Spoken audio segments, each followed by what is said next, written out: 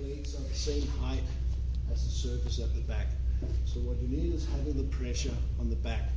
But it's, of course, it's not possible when you start. So what you do is you start having your hands here about 21 centimeters from the end, with the left hand, and the right hand right behind.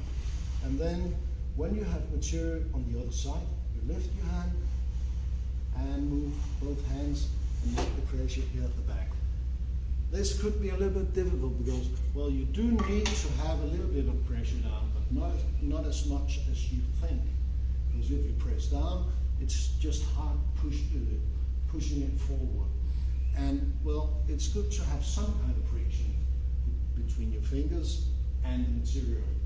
And wood workshop is bad for friction because, well, the wood takes all the humidity, and then we have this fine dust.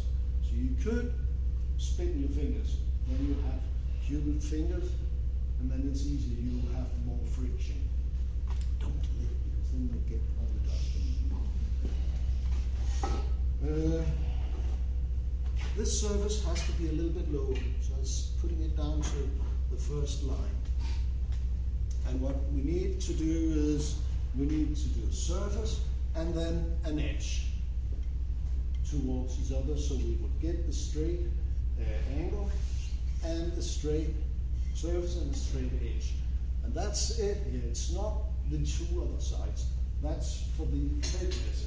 So we would get the sides straight compared to each other. Because they won't be straight compared to each other if we do on the sides here. And we wouldn't know how thick our material will be. So how much does it scrape off? Sorry? How much does it scrape off? My normal answer is here, 0. Yes, of course, 0. You started. Put it into 1. Holding it like this.